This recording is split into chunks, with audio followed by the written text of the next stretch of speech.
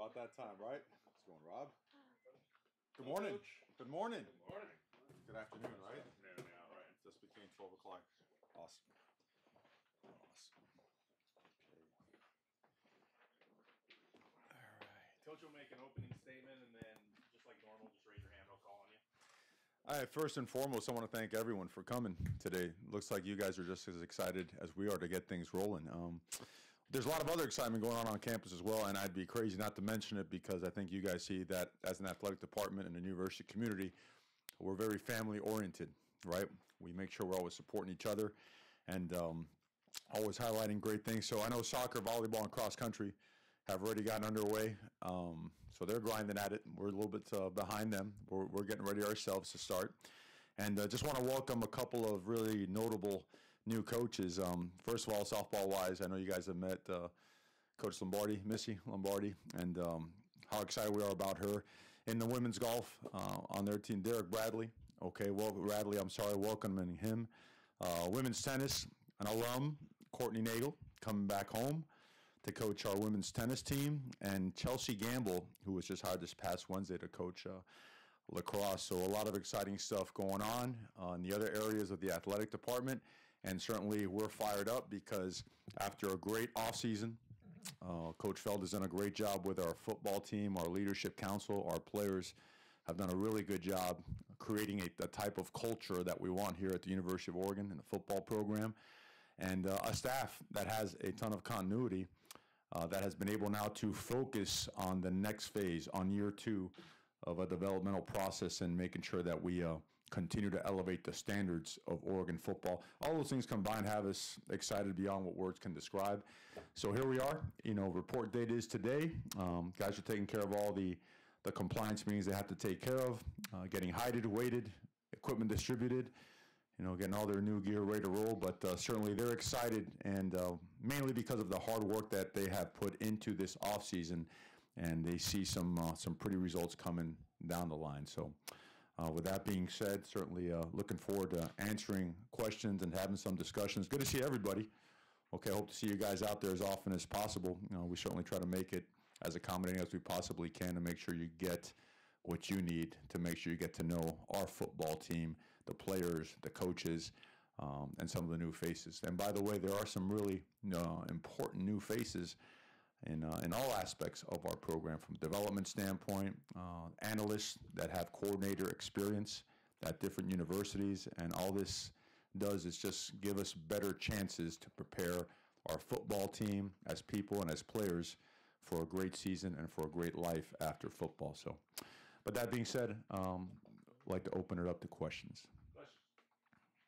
Right here in the front, Ryan. Right over your shoulder, Ryan. Mario, things were so hectic in December, and then obviously you had the bowl game recruiting.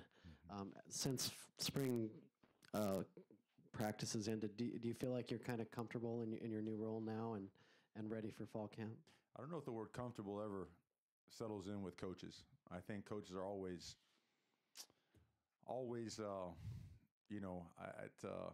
looking for the next step to improve, looking at the next phase of the day's regimen, the practice regimen for the week, how to figure out how to find a role for everybody. So comfortable and fired up and in a groove, that probably describes it best. We're in a rhythm. We are certainly process oriented, and the processes are smooth. They're intense. They're very structured, and everybody's involved in it. There's a lot of energy and passion involved in these processes, but yeah, we're set. We have a very good plan, one that we certainly have an experienced coaching staff, and at the same time, just feel very fortunate of the places and experiences that I've had in my career, particularly that last stop and the regimentation and the blueprint for practice and player development, because again, that's always going to be at the forefront as you head into camp. You have to be a much better team at the end of camp and at the end of game 1, 2, and 3, and so forth. And that's all a matter of making sure you're developing and creating ways for your team to improve. So I want to make sure that I gave you a long answer to a short question to start things off this season, all right? On the right, Andrew? Yes, sir. There was so much talk in January about the off-season program and what you wanted to model it on. Now that we're at the kind of the tail end of that, could you assess how that went and how happy you are with how that all the Alabama modernization of the program? Well, it's very excited. I mean, it's kind of neat that we've adopted it as the Oregon way, and the bodies have changed, and not so much the cosmetic beach muscles. I mean, it's obvious as you watch a guy like Justin walk by, he's 238 pounds or whatever he is right now, and they're changing. But more than anything, the amount of functional strength that has been developed, increasing our mobility, our flexibility, our ability to redirect, right, to make sure that we play with balance and body control. So many times as you're developing football players, you find that their feet aren't in the ground, their hands are outside. They have fundamental and just basic technical issues due to lack of development. Well, that's what has to be addressed in the offseason. And it starts with the way that we functionally screen each and every athlete. Our training department, our training room, they do a heck of a job now. I mean, every single one of them. Travis, Chief, Kim, Stephanie, I mean, they are on point. I wish I had them when I was coming up. Maybe I wouldn't have as many injuries as I had. But, combined with the strength room and, our sports science department, as well as our nutritionist, it's just been it's a group effort, and they cannot be out of sync. They have to work in parallels. They have, and we expect tremendous results. In the middle, Rick? Coach, one of the new wrinkles this year will be the new redshirt rule. How, as a staff, are you kind of incorporating that into your process this year? Well, I think Joe Salavea never redshirted, so we might play him this year. Would look great at defensive line, right? The redshirt rule, it's a great idea. I think it's everyone's unanimously in favor of it, and for the right reasons. This is a developmental sport, and I can't recall the last time an NFL scout walked into any one of our meetings during the process looking forward to the draft. I don't recall a single NFL scout asking me, hey, I know he's a good player now, but how many games did he start as a freshman? Or how many plays did he make as a freshman? They want to see guys develop and go through a process. And that redshirt year, well, it does a couple things. Number one, from a development standpoint, there is no the risk in playing a guy to find out exactly where he may be when the lights do come on. Secondly, it allows your team to remain incentivized throughout the course of the season. I mean, how many times, and I'm guilty of it as well, when you redshirt early and, all right, it's game one, well, 12 more to go. Scout team, bam, every single day, right? Like peanut butter and jelly, the same thing every single day. Well, the development process now is real. It's almost like the developmental squad in the NFL where down the line, the opportunity, whether it be due to injury, whether it be to that player just having developed to a point where they can help us and actually contribute to the team, the opportunities are endless to not only help your team, but to prevent, a guy from losing an extra year of eligibility. And it certainly helps you plan differently. But at the same time, it doesn't mean that we don't believe, at least, I know everyone has a different process. We don't believe that now because you have a red shirt, you just give away playing time. I think that would create the wrong kind of dynamic within the walls of our locker room. Playing time is still earned and has to be earned. But now when it's earned and you're kind of teetering, well, we don't want to burn his red shirt, blah, blah, blah. Now there is no longer that predicament. You can go ahead and play, and I think we're going to see some nice surprises. On the right in the middle, Sam?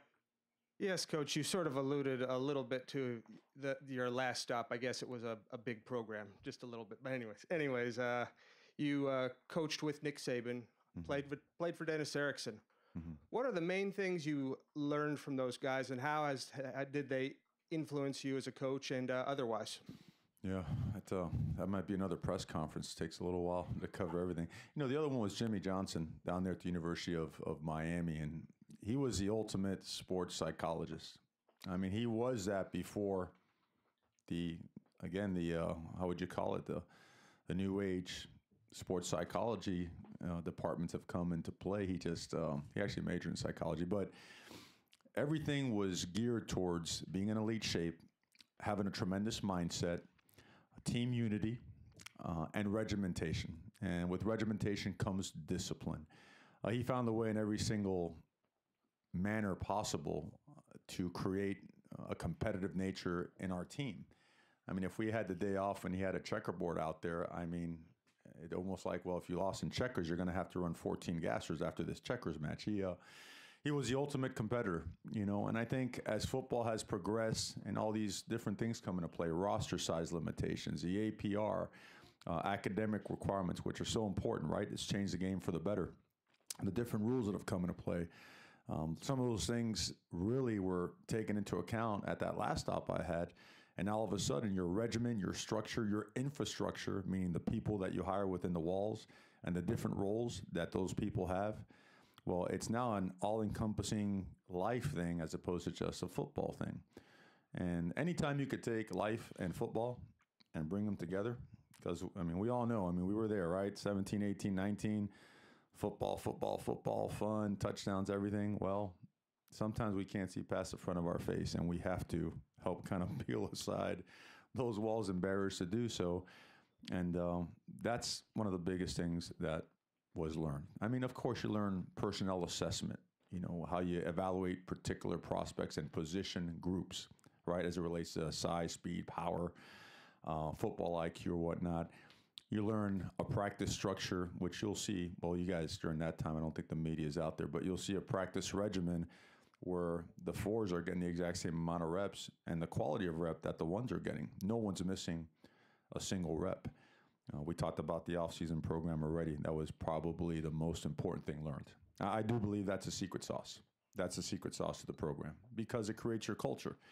And if your culture is strong and you start matching it with the right personnel and you make sure that your personnel use is what maximizes the team's output, you're going to have success. So it's a lot of stuff. I'll give you a little handbook, you know, after this thing, so for your review. But it's all positive, and it's been great being able to apply it.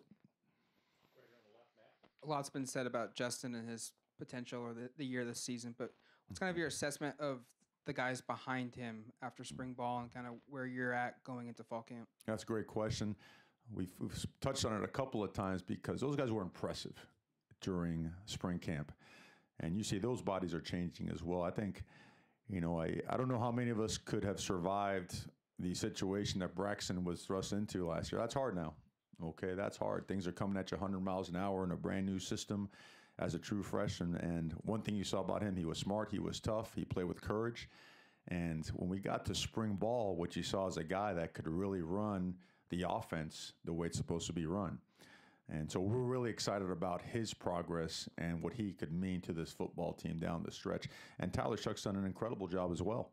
And both of these guys have placed themselves in a situation where it's not just, well, if Justin gets hurt, you know, these guys, can they help us manage the game? No, these guys can win football games here at Oregon.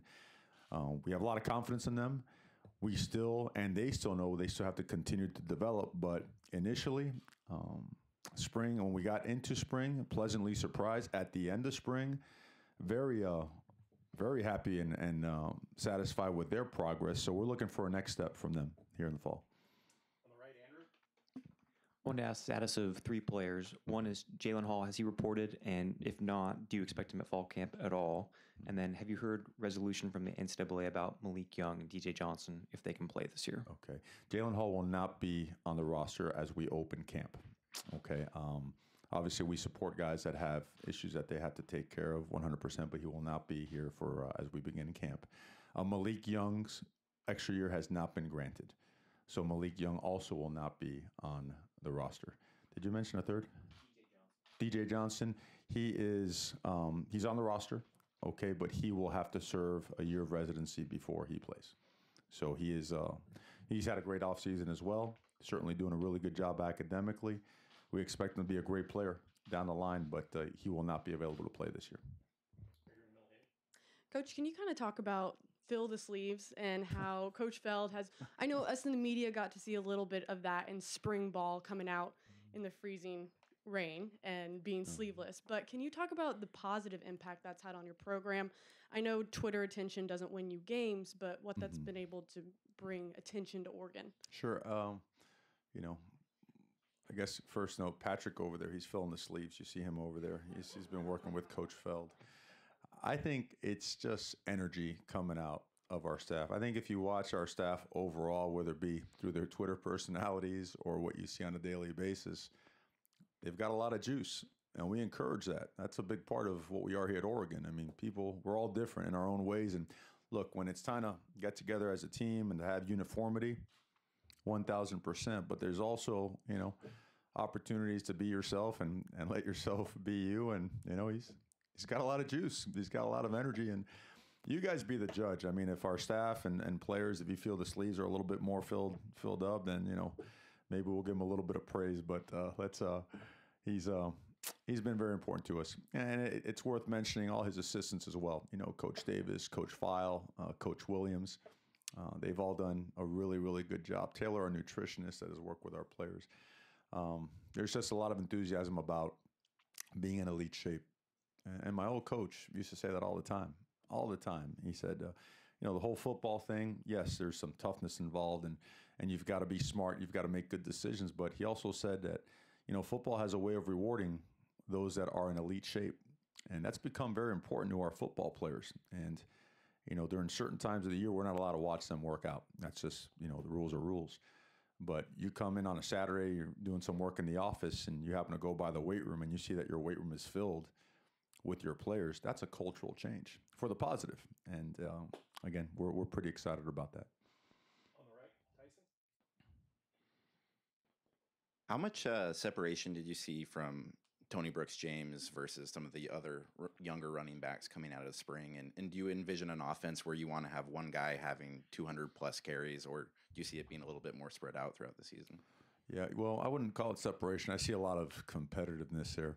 And it starts with what TBJ has done with his game. He's really elevated his game. And, not only as a ball carrier, but as a blocker, as a physical presence. I mean, he's always kind of teetered in that 180 range, and now that body looks a lot different. And, running 10-2, 10-300 meter, he'll probably get upset. It's probably 10-1. I don't know what it is, but running those types of having that type of speed, and now adding an extra 10, 12, 13 pounds, getting with Coach Mastro, and Coach Mastro has done a great job just getting our guys to understand how we want to run the ball. And it all starts with eye discipline.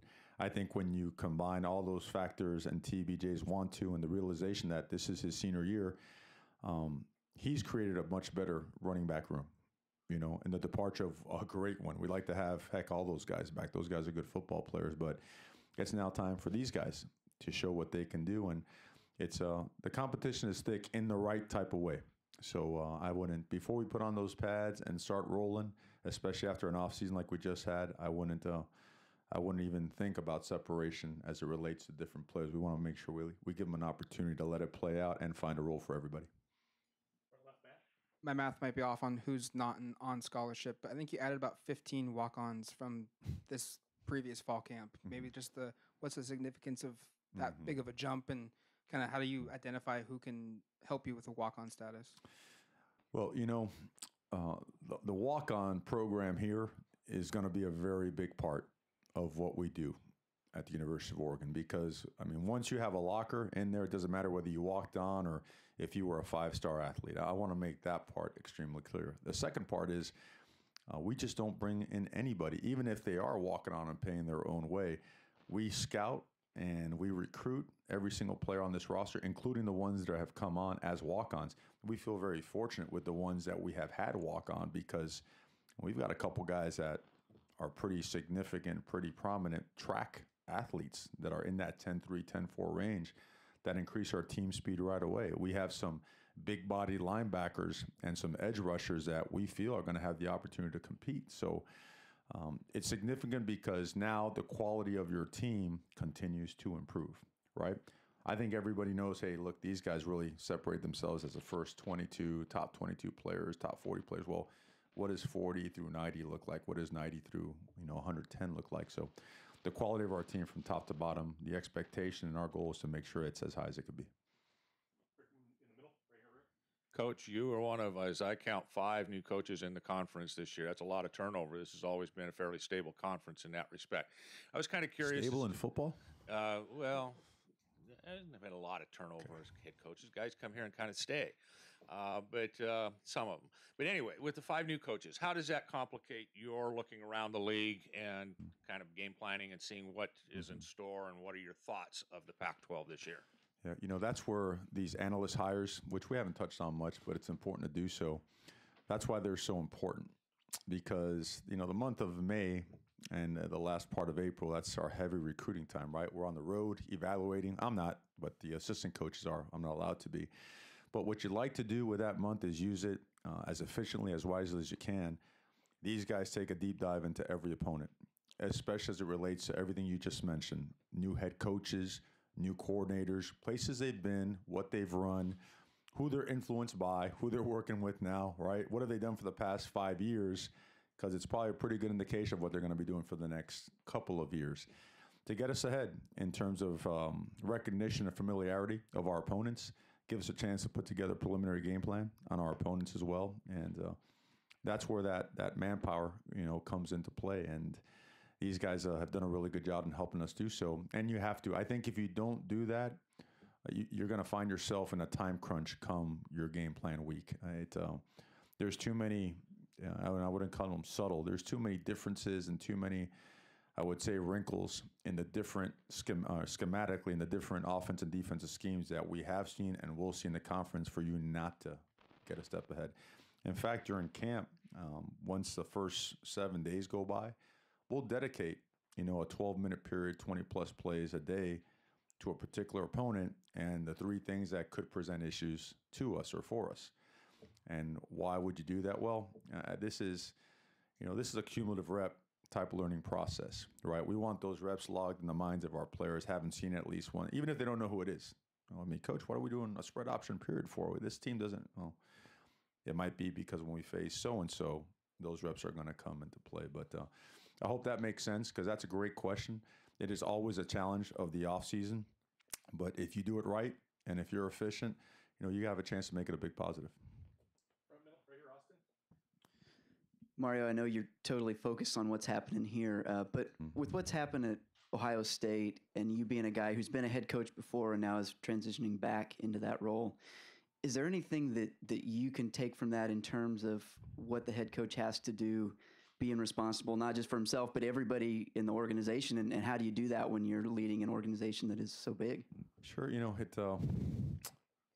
You're responsible for a lot of people, and it starts with making sure that you hire and recruit the best people that you can, and it continues into the educational aspect. You always want to educate players, coaches, the people in your building as best you can. And I know it's a huge topic, very familiar with the situation. My comment on that would be that domestic violence can and never will be tolerated. It cannot be. So, but certainly your responsibilities, right? Your responsibilities are very wide ranging, and you have to make sure you're on top of them. Andrew, right? Yeah, I was just hoping you could define the program standards toward violence toward women, or even allegations of punishments that would stem from that. Just how do you approach that? A zero tolerance policy is what it is. I think anytime you have any type of issue in your program, number one, you gather facts, factual data, so that you could come to a decision along with the administration, of course, that fits the situation. But always base everything on facts, and you have to make sure you have hard line guidelines as it relates to certain things, and of course, that one of them being domestic violence.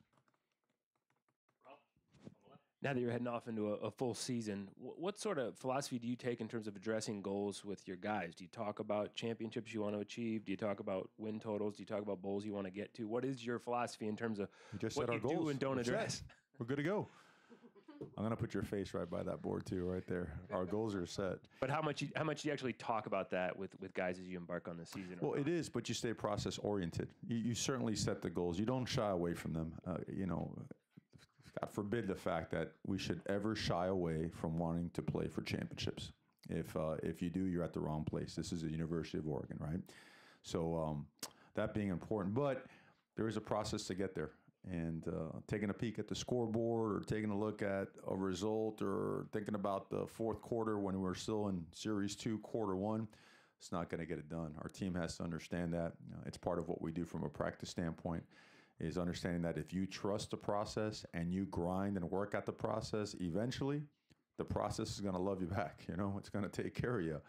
And we have a high trust factor in that right now. So I know our players are really looking forward to that. Mario, are there areas on the team where you're searching for depth and you have either graduate transfers or true freshmen coming in that you're very hopeful will be able to fill some of those needs? I don't think you're ever satisfied with depth. I think you're always going to look for quality depth. I know the one that was glaring, and the big question was always at wide receiver. I think we've put together a couple of pretty decent solutions, and the addition of a guy like Tabari Hines, Kano Dillon as well, big tight end. I think he's weighing in at a light 274 pounds. Certainly that helps at 6'5". The development of our current guys. I don't think it's easy to get lost in the fact that a guy like Brendan Schooler was playing defensive back in his first year, flipped over to wide receiver, was very productive, and just at the end of spring ball, he was so productive and so natural. Dylan Mitchell, we expect a big year from Dylan Mitchell as well. Guys like Jalen Redd, they're time to step up. Johnny Johnson, grinding at it. David Davis with his, minus that little funky dance he did in the spring game. You're looking at guys that have a lot of talent, and the nature of football when we're doing it right is as you develop guys, it's their turn. So we like to see guys step up there. The tight end position has been solidified more. Offensive lineman, we're always going to, make sure that the line of scrimmage is taken care of. You'd like more depth at the defensive line position. You would feel good about our front seven and the guys that roll out there when the ball is put down, but certainly would like more. I don't think you could ever have enough, great defensive linemen. Now, we feel good about these young linebackers coming in and learning the system and being able to contribute and play. And on the back end, we're probably a couple, bodies short, but not from a talent standpoint. We're pretty close to where we need to be. We're not that far off. Right here, Tyson, front right. When this facility opened up 5 years ago, it was pretty unique in its standing in college football. There just wasn't a whole lot like it. In the 5 years since, other programs have opened up, facilities similar to this, but kind of 5 years later, where do you see this facility, and how much do you kind of use it still on the recruiting pitch, and what's kind of the reaction you see from kids who do go to some of the other schools knocking over phones and You're right. The arms race has gotten bigger and stronger and whatnot, and all I can say is the University of Oregon continues to have the very best facilities and the biggest commitment from a resource standpoint, administration standpoint, to providing our student athletes with the very best of everything to give them the best chance for success. We're very proud of that. And at the same time, we've really taught a sense of gratitude for that. Like, as you go around, if you walk around our players, the words please and thank you are pretty prominent words in their language. And they have to be, right? If you walk through their locker room, you'll see that, wow, that's a really, really nice locker room, but everything's in order, because they understand how appreciative we need to be, and because we'll throw their stuff out if they leave it on the floor. But besides that, they get it, and that's part of the culture as well. Having gratitude, being appreciative of this incredible place. If you walk through this building and you don't want to perform better, I'm pretty sure since the day I've been here, I've knocked down 2/10 off my 40 time, just being this athletic type of, just through osmosis, you know what I mean? So you can imagine these guys as they get to wear the best of the best equipment in Nike and apparel, as they get to train in the best facility, they get the care from the best training staff, and get to eat in the most incredible, fully organic kitchen that there is out there with a staff that, I could go on and on about it, but again, it's about gratitude. All right, last question right here, Andrew, on the right. There were a number of guys who just physically couldn't go the whole 15 practices during spring. Are there similar situations with guys who just won't physically be able to start camp for you? To start camp, yeah, Tabari Hines, he did get nicked up. He had a minor, knee procedure, nothing major. He will be working individual drills within 5 or 6 days, and he will be available for game 1, and we expect to be full go by game 3. If there's ever an injury, I'm always going to do my best to get you, the information. Aside from that, I know Dexter Myers banged up his hand a little bit in some of these summer workouts, but I think he'll wear something protective, and he'll be he'll be out there and he'll be ready to go. Aside from that, Billy Gibson, new baby, into this world, so he'll be here probably a day or two later than what camp than our start camp date. We certainly support him, right? We've all, those of us that have had, it's kind of an important thing, when you have a child, you want to be there. So, but aside from that, I may be missing one or two. If I am, I'll make sure that we get that to you. Certainly want you to have that information. But aside from that, it's the guys that miss spring, like Samson and guys like Nick Pickett. Jake Hansen's back 100%, looks really good. I think everybody else is, they're chomping at the bit. We know that, but we're healthy and ready to go. Thank you, Coach. Everybody good?